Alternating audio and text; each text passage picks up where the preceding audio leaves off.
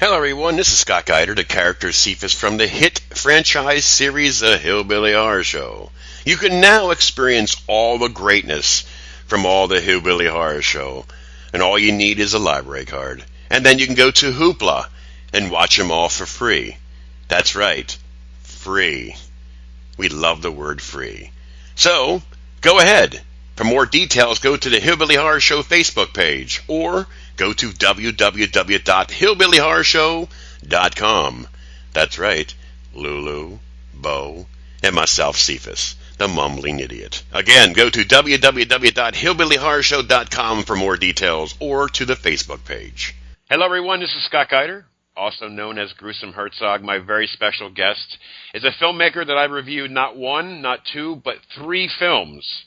He's from Melbourne, Australia. It's the ever-talented actor, producer, director, Nathan Hill. Nathan, how are you?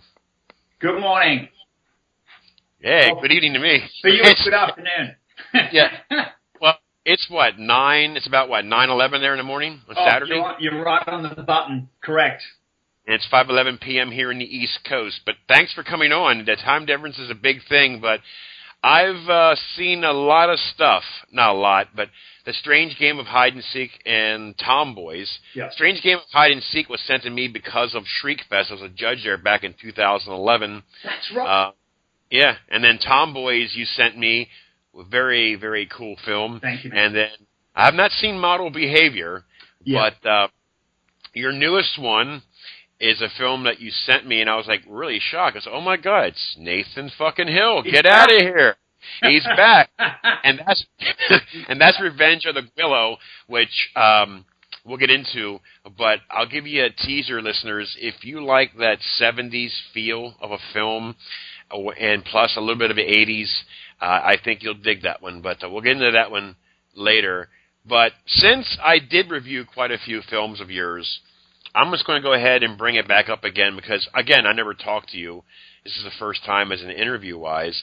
But you have a short film that I mentioned that, because of Shriekfest, The Strange Game of Hide and Seek.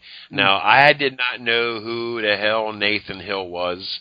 I mean, that's not no offense towards you, but I was relatively new into the podcasting then. Absolutely. And then I watched this little gem. Give listeners, backstory and some info, and possibly where they could find it to watch. That's a really good question. So The Strange Game of Hide and Seek, that came out as a film school graduate piece. It was a half-an-hour film, and I didn't really know what to do with it because in Australia, 10-minute shorts is kind of the cutoff, and if you've got a half-an-hour film, they don't know what to do with it. So when I started looking at the festivals around America, I was like, well, they've got heaps of festivals I can put this into. Are you kidding me? So that's where I'm going to send it. And, thank the Lord that I found an audience and people that love the film and festivals and directors and people like yourself that could appreciate it. And then that took me to LA. That's the first time I went to America was for Shriekfest. But the irony, which is what happens in our country, is you've got to go to the States first and get some kind of merit before they then go, oh, he's okay, now we'll do something with it, and that's what happened. It got a DVD release when I came back. So it's true in a sense what they say. I mean, let's be honest, LA, America, it's the home of cinema. If you love films, you need to be there. The thing that astonished me was that there was like almost a cinema on every block, and here you've got a milk bar on every block, but you've got a cinema every kind of, 100 miles. Right. So that was amazing. But one thing that I will say, I've said it in a lot of my reviews, the films that get me going, or if I know that it's shot in Australia, if I know it's shot in England, UK, I will skip 50 movies to go to that film. That's amazing. It is because I live in America. The films to me is not different to me. I mean, different stories. But when I see a film in Australia, I mean, I love the accent. Yeah. I love the scenery.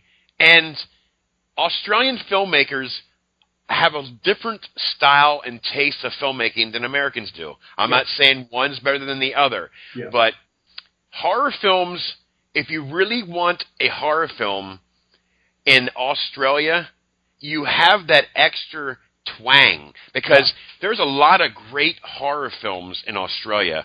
I mean, that one, I can't remember what it's called. I mean, there's so many of them. Of course, the most popular one where they made part 2, where the guy, remember in the Outback where he's... Wolf Creek. Yes, Wolf Creek really brought Australia out later years, but there's a bunch of films during that time that when I see Australia, or if I see Ireland, or if I see England or whatever, I am at most looking right. I said, bitch, I'm watching this now. I mean, especially if it's a horror movie, because now, when you see American films, you probably feel the opposite, because I'm in America, you're in Australia, so American films might intrigue you more because it's different than your films, right? I see where you're coming from.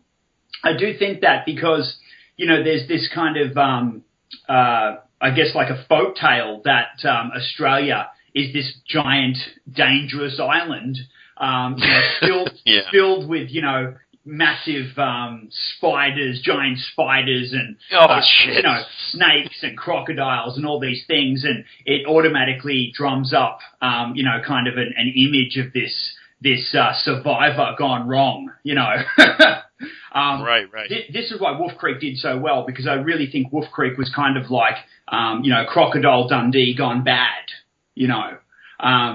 That's why it did so well. I'll tell you some funny trivia, though. They asked me to audition for a part in the second one, but as a German backpacker, but I said, I'm too old. I can't. I wish I could, man, but I've passed those 20s. I can't do it. Oh, that's awesome. But at least you had a chance to even audition for it. You know what I mean? Yeah, that's the cool part about it. I feel the same way about America. I love America. I'm not going to deny that I grew up watching American films religiously, and I'm not afraid to admit it. I think there's a lot of people here that might not admit that, but secretly they've all grown up on American TV. Some British TV, the very small amount of Australian shows that might be okay as far as TV series go, but everyone has to admit that the roots are American, Right. And I'm always open-armed to anyone from America and Canada that comes here. I'm always ready to chaperone and show them around and really give them a bit of an experience, because I feel like it's paying back. Without America and without the films, my life would just be not colourful. It really wouldn't. So that's how I feel. I mean, it's just cool. I mean, I know I watched a film from Scotland too. They've got balls. Wow. The Scottish, they're full on. Yeah, wow. I mean, there's a cool zombie film that I watched from there that I thought was cool. Again, it's the same thing. It's the scenery. It's different. It's a language. It's just very, very cool. And I like the creativity for you guys is same as ours, but you guys have your own little style, and I think it really sparks it. So that's cool.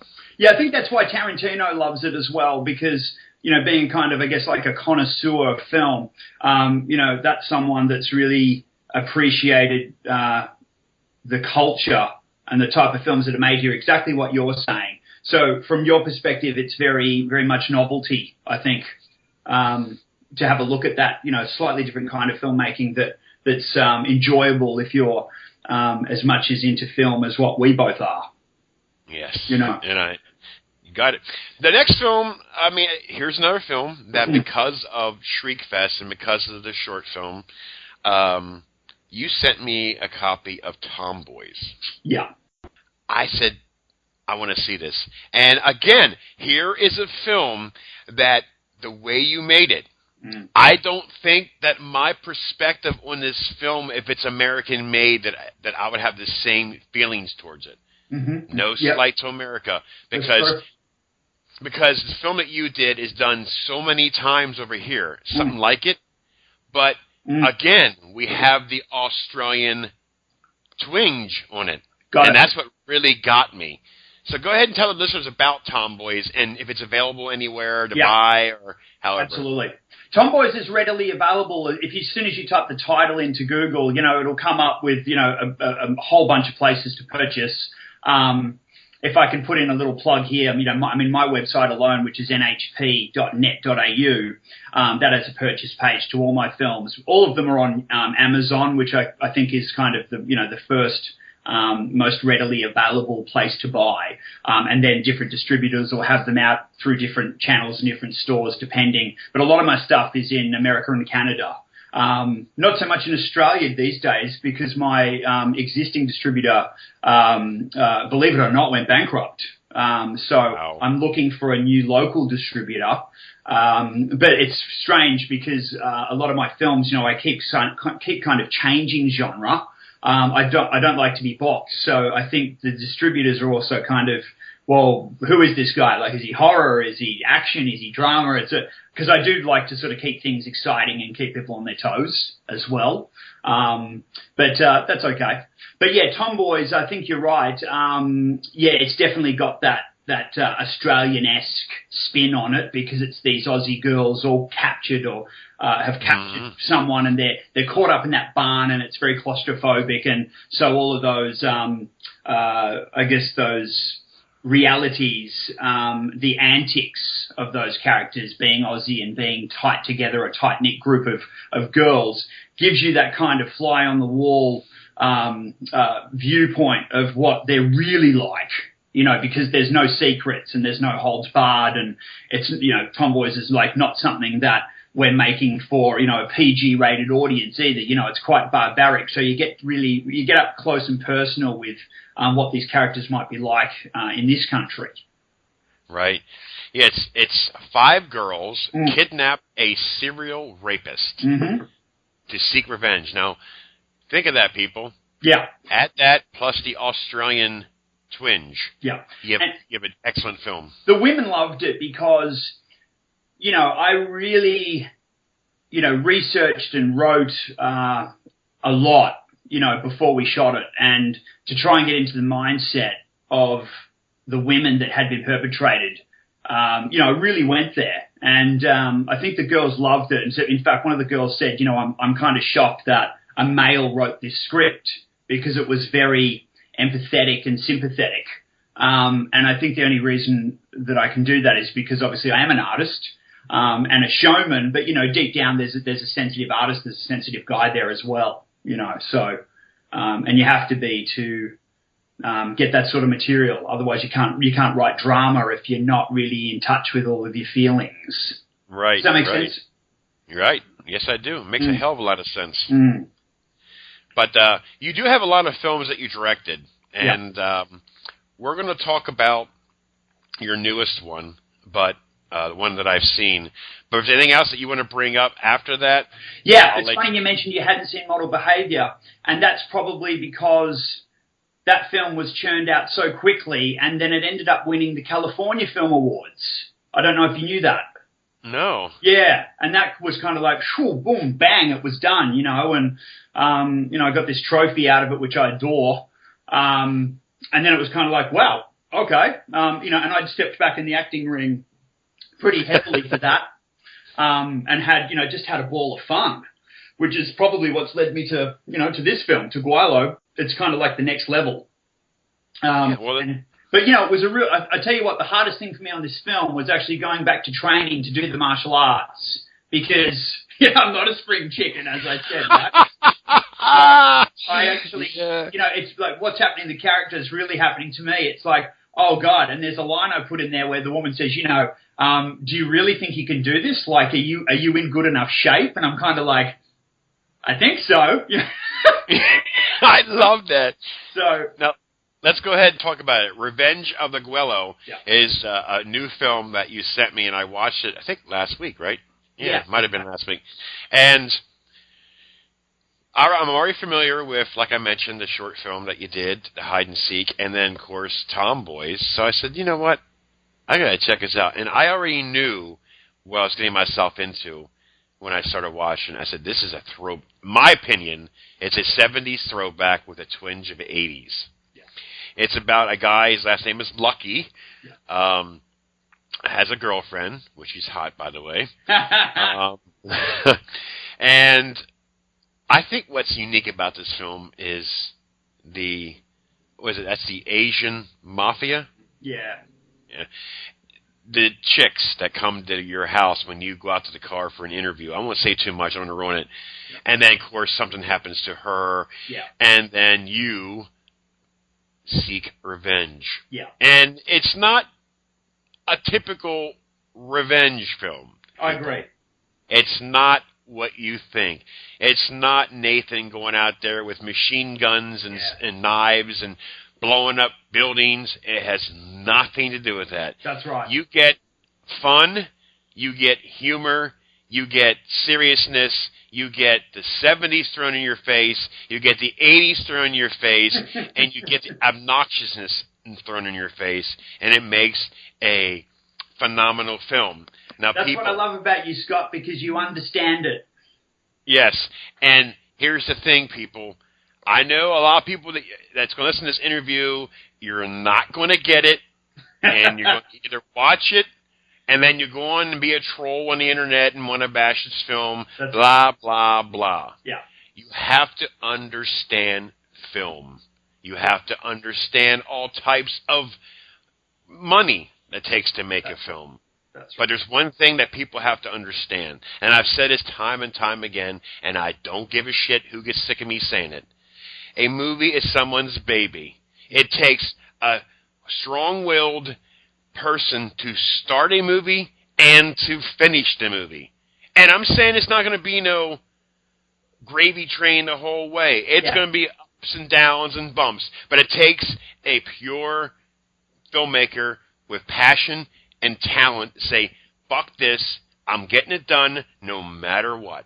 And this film shows, to me, that a guy at your age, as you claim, now I'm spring chicken, but I'm in good shape for my age. Yeah, I think so. What I'm saying is, for what you had to do, is something that you did when you're way younger, but you want to use those skills again just for one shot of the movie. Correct. And that's what you want to do. It's not no horror movie, people. Mm-hmm. It's an action film. And this is what makes it most... I've never seen an action film from Australia before. This is the first time that I've seen one. Wow. So, when you go into this film, you're going to see things that you probably won't see in American films, because that's just a mindset of Nathan. Mm-hmm. It's wonderfully acted. I love this storyline. It's simple, sweet. You know, it's cool. It is sweet. It's simple. That's right. It's cool because you have... There's a scene in the movie that I got to be careful how I say this, but I laughed my ass off. And you know what I'm talking about already. When you're fighting that one chick that killed your girlfriend.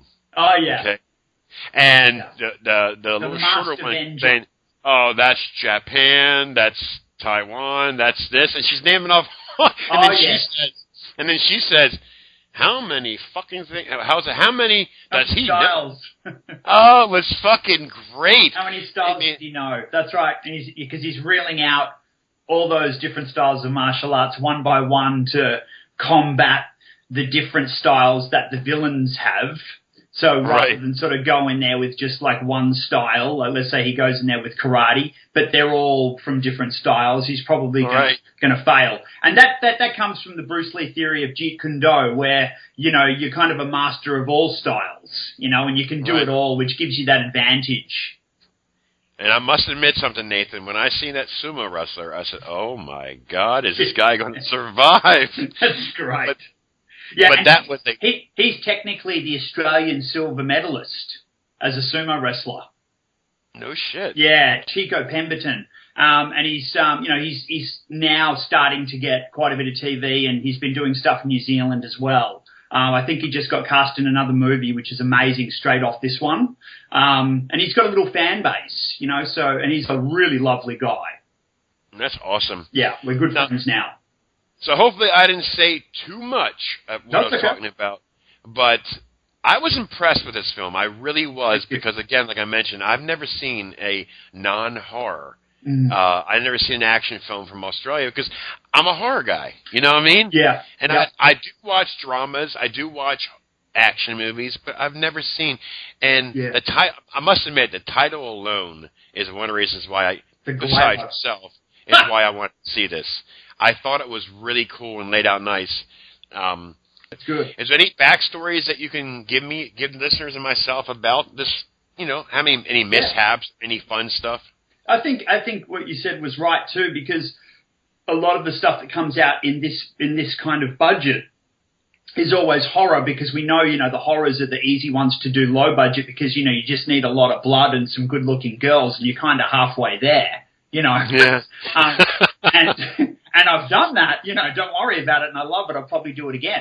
But I because some people said to me, why make this film on a low budget, because you've got such grandiose ideas and so much action. And I said, well, it's not actually about guns. It's the same as the Bruce Lee movies. You kind of always wondered, why doesn't someone just pull out a gun and shoot the guy? Because it's not about that. It's about the drama and the story and the journey, and then the fighting at the end, And, I think in this film I've got one hand grenade, which then kind of makes it more funny because you're not expecting it.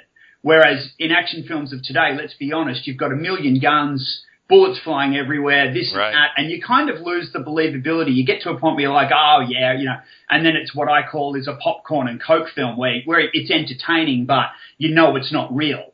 It's boring. It gets boring. Yeah, and what I tried to do with this one was, with the limited budget, was say, okay, well, why don't we take an average guy that I think in general a larger population can relate to, because mostly in this world, let's be honest, it's the average man that takes up most of the population. So the average man can look at this character and say, maybe I could do that. Maybe I could, imagine myself doing that because he's doing it. Do you know what I mean? Right. And let's not make it about all the other types of films. Let's make it unique. I think it's very unique. Thank you. And you're right as well about the throwback to 70s and 80s, because what's happening is you've got a character here who's probably late 30s, maybe even 40 years old. So when he has to summon the courage to go back and do all that old school fighting, he's going back into the mindset of what it was like when he was probably a teenager, which was the 70s and 80s. Right. That's where he's drawing his personal power from. So you get all these sequences that are a throwback because he's going back kind of to get his, let's say, mojo to then go out and perform this revenge mission. Get it, So I guess, Scott, what we've almost got here is a movie for almost our generation. This is probably not a film that, and I've only just realized this now talking to you now, I don't think it's going to be a movie for the next generation. I think this is a film for people that are a mature age. I think it's do you know what I mean? I think it's for your kind of 30 to 40, 30 to 50 bracket. Well, the only way a 18-year-old or a 20-year-old is going to jive on this film is if their parents watch films while they're growing up. And then they'll get it. Yeah. But I understand. Yeah, you're exactly right. But, I think there's enough, as we said, of the beautiful, pretty Asian girls in there that the young guys probably will still watch it. but there is a character in here that I thought she was a sweetheart, and that, other than your woman, is her sister. Oh yeah, little Lee, which is played by She was so unique in that film. You fall in love with her. You fall in love with her just by the way she's. It was like she's there, but she doesn't say much. But she's cute. Yeah, very cute. And she in Melbourne, she's what I would describe as one of the very top Asian models from Melbourne. Okay. And she's got so much confidence that I just knew that she could play the role. Quite often you'll get other actors that are coming from a strict acting background and they'll say, oh yeah, but she's a model. And I'm like, well, not really, because, it's confidence, Yep. Like you can be a master of any art form, and if you've got the confidence, you can still act. I mean, I'm sure David Bowie was even singing before they put him in a movie to act. Do you know what I mean? It's the same theory. Right. Like if you're a master of your craft, you can probably then move into other areas and other mediums. Right. That's what I did with her. But the one scene at the end, which it was funny. She goes, "So, that interview, what was it for? I love that because it's end the film, all the action's done, you win, and then she comes up with a sarcastic, funny comment. She makes you fall in love with her the way she talks. It's so cute. I hope she's going to watch this interview because I'll definitely tell her that you said that. But she's, it was a really good film. Thanks, man. Actually, I watched it the second time. I actually did. Oh, wow. Because you know how you do it when you're watching it and you might have missed something. Yeah. So you know what? Let me go back here and let's watch this again and see if I might have missed something. I did miss a few things this first time because, when you're watching it, it's like you're focused on one thing and then you might have missed something that you didn't see before. It's weird. But it's weird how your eyes and mind works. But it's a brilliant film. I would love to see the reaction from people. I can imagine what some of the reactions are going to be because we always have trolls out there. That's just the bottom line. They're trolls. That's right. They're not happy. I mean, these are the people that are too scared to get a camera of their own and make their own damn movie. It's easier to go behind a computer screen, hide, and bark. I'll be honest with you, Scott. I've been fighting these guys my whole life, and yeah, it's fun. It's fun, though. It's fun. It's a war, but it kind of keeps you going because if there was it does. You know what I mean? If there was nothing being said, you might just kind of go, "Oh yeah, I'm done," and you'd be comfortable and you just stop. But when there's debate and controversy and sometimes even flack, you kind of keeps you going because at least you've raised some type of discussion. I know Nicholas Winding Refn said this with Only God Forgives because a lot of people didn't like it, but I really because I really like him as a director, and I was watching his interviews and he was saying, if half is good and half is bad, then you've done your job. And I thought that's very clever because that's exactly right. You really need a bit of both, otherwise you don't even have a debate. Right. But I think what I like about you though is you understand the different types of budgets and genres. Because a lot of people, a consumer, will go straight into the shop and pick this film up, and it might be sitting next to Transformers, and they're expecting it to be, multi-million-dollar budget, which is not. Nope. And, you've got to be a bit of a film connoisseur to get into these sort of cult films. But it's been very funny because in the past, sometimes I've had a movie sitting next to a blockbuster on a shelf and someone's grabbed both and kind of looked at it and said, oh, yeah, not bad, which means in their mind it was multi-million, So the smoke and mirrors or the suspension of disbelief, it just goes on and on and on and on and on. And I think it's dependent on the individual. But because, we're all different and the population's so huge, you just never know what someone's thinking or what's going to happen. It's just there's so many variables for debate and opinion. Yep, you're exactly right. You are exactly right. You can't please everybody, so bad press is good press. This movie will cause so much talk that when they hear these podcasts say, "Oh, that movie sucks," but you know what they don't realize is they're only helping your film. Yeah, they're going to go get it and find out for themselves. You know what, Scott? I was very almost a little bit fooled myself because when Hyde and Seek came out, which was the first real movie I made, and it got a lot of praise. It was good review, and there was even a review that said, "Oh, Nathan Hill gets just good reviews," and I was kind of lured into that false sense of security. And then it wasn't until I think halfway through Tomboys I started to get some bad press, and I was kind of shocked.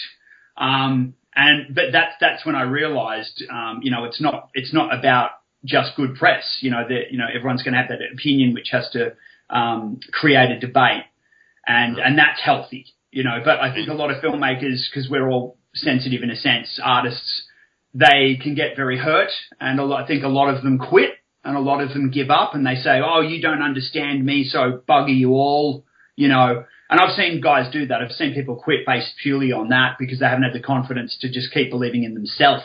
That's a challenge as well.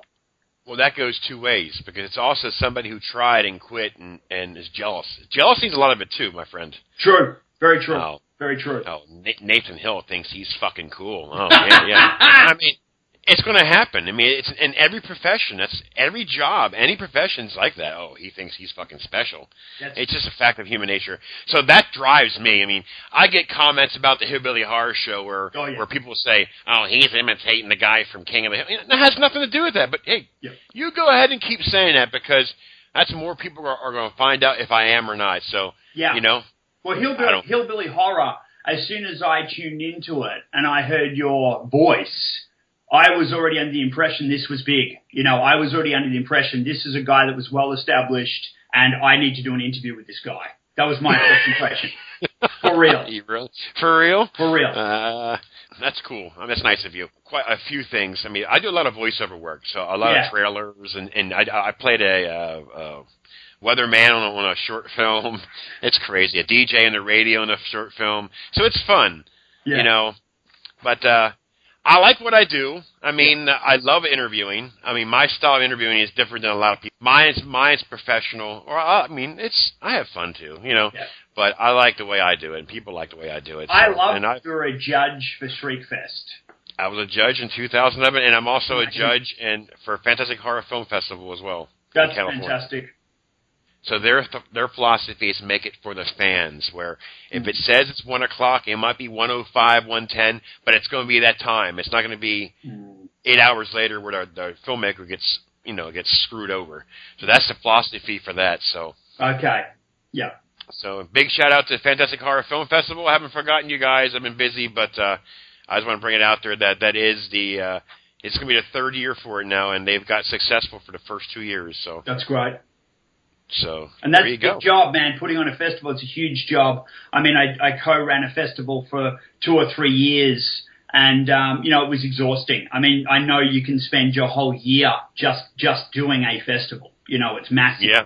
One of my friends, Richard Wollstonecroft, he does Melbourne Underground, and it's the same. I mean, every year I've seen him, and it's just a huge undertaking. People don't realize, and it really takes a lot of energy out of you, because you're dealing with so many different people, so many different personalities, and you're also serving, and you're also trying to help. So it's an admirable thing that you're doing, whether you make money or not, and it's exhausting. And there's ones that try to get their film in there for free. That's right. Try it. Yeah. That's try it. Yeah. Awesome. Yeah. Is there anything else that you are that's coming up down the pike? Well, that's an interesting question, because I love this Gweilo film, and obviously I've just finished it, so I'll be pushing it as hard as I can to get really good distribution and talk to sales agents and things like that. I think the thing with my movies, as I said before, they're all so different. You know, they've all had different sales agents and different distributors and different kind of methods for every single one. It's almost like each film is its own entity. You never know where it's gonna land. Right. But one thing I do want to try with this one is the festivals. I feel like it's a festival type film. Yeah, it is. You know what I mean? You've seen it. It is. I mean? So I want to do that, and I want to see if it's award worthy, because I really do think it might be, and I hope so. So I'm going to try the festies. But I've actually shot my next, already in the can, which is called Colorblind, and we're in post production at the moment.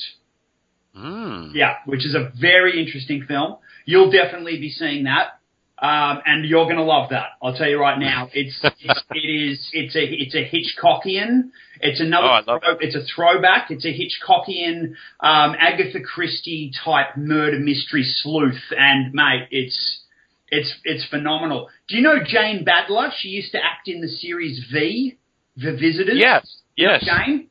Yeah. Jane's one of the leads in my next film. Oh, wow. Yeah, so she lives in Australia now, and, we actually collaborated on 2 or 3 films in the last 3 months. 2 or 3 films in the last year. Nice. So, she's in the next one, and she gives a phenomenal performance. Awesome. Yeah. Good for you. You know what? You mentioned, before we let you go, that about getting a distribution deal for this. You already have a body of work already. Yeah. You already have Tomboys. No matter if it's a different distributor or not, they can go back and look at your work. Yeah, for sure. There's a helping hand, but yeah, that's right. You got to try and find some of these 70 throwback festivals if you can find them and pop that bitch in there. I guarantee you, people love that. We did. It was actually my music composer that was looking online the other day, and he's found one in, would you believe, Ohio. Yeah, I believe that. That's right near me. It's kind of a martial arts type festival, and we thought we might give them a crack. The last time I did a festival in Ohio was like, oh my God, 2000 with like a horror film, a little short horror film. Right. But yeah, we have kind of already found a few of these really funny, obscure ones which we'd like to have a look at. And you know, that I'd rather do that. You know, I'd rather be a big fish in a small pond with a film like this than you know, just another competitor out of the hundreds or thousands for the larger festivals. Right. I mean, I've heard some scary things, even with some of the big notable festivals, that they get so many submissions that by the time the festival's running, they've run out of time to even watch all the screeners. You know, like I've heard some horrible things. That's true. So you got to kind of watch that, and you've got to be different. I think just keep being different. You know, that's the key. Be yourself. Be unique. Do it your way. You know. And you also got to realize too, Nathan Hill had a full feature and a short film, so you already had the festival thing going. So if they're going to something from Nathan Hill, okay, well let's check it out. You know, because we've seen it. Yeah. Mm-hmm. Yeah, you're right, Scott. You know, and trying to, I guess, throw a lot of darts at the board, you know, and then you start hitting the board, and then it stays there. You know, like you said, the contact's already there, which is great. You know, because I've done a lot of that preliminary work already with those other films. So you're right, this one should actually be easier to push through those streams. Yeah. Yeah. Yeah, you're 100%. I want that poster behind you, mate. I'll send you one. Well, actually, no. I'll email you the JPEG, and you can have one. All right. Sweet. Yeah, absolutely. Right. It's a cool poster, isn't it? I quite like it. It is. Huh? We spent a lot of time. My graphic designer, Alex Scott, he's a genius. You know, we've been working together for years and years, and you know, he's done quite a few of my posters. But we spent a longer time trying to get this one right. Because we had so much involved, as you know, a throwback to 70s and 80s and the Asian pop culture, and so we had to really try and get it right. But I've always loved the cover to Enter the Dragon and a lot of the Asian gangster cinema stuff. So, and it fit beautifully, you know, like fits beautifully in with some of the Chinatown cinema films that are going on now. It just fit right in there. So I was very, very happy. And let's be honest, you know, that poster can really help sell your film. I mean, if you've got a brilliant poster, you're kind of halfway there. You know, if people like visually seeing what you're offering or what you're selling, then, you know, you're ahead of the rest, you know? Yep, exactly right. And that can make a good DVD cover too. I think you're right. I think it'd be a brilliant little DVD cover, Blu-ray, and poster image. Absolutely. Yeah, I love it. Yep. Really, really proud of it. Yep. Well, Nathan, I'm very proud of you because you came a long way from that little short film in 2004 to Tomboys to a 70s throwback. God, I just pictured 1979. Yeah, man. A good year. You're onto it. That's right. That's about a good year. But great year for cinema. Well, great job, Nathan. Thanks for coming on. It's a long time waiting to talk. Yeah, just keep me informed. I mean, how it's going, and I can get you some reviewers. I'll start putting the wingers out in that and see what we can do. I really appreciate your support too, and I love what you're doing for cinema. It's amazing. I really appreciate your support as well. Thank you very much. And yeah. So, Nathan, I want to give you a big thanks for sending me the film, for sending me Tomboys and everything you sent me. I want to appreciate it for what you've done. Some great work. People can say what they want to say, but give it a shot. You know, you old heads like me and Nathan, well, Nathan ain't quite that old, but us 40-year-olds, you guys will definitely drive this film. So, anyways, Nathan, thanks for coming on again, and you take care of yourself. Thank you, Scott. Keep rocking. Thank you, brother. Hello, everyone. This is Scott Geider, also Gruesome Herzog. Check out my new Facebook page. Interviews by Scott Geider. So go ahead, give me a like. Thanks.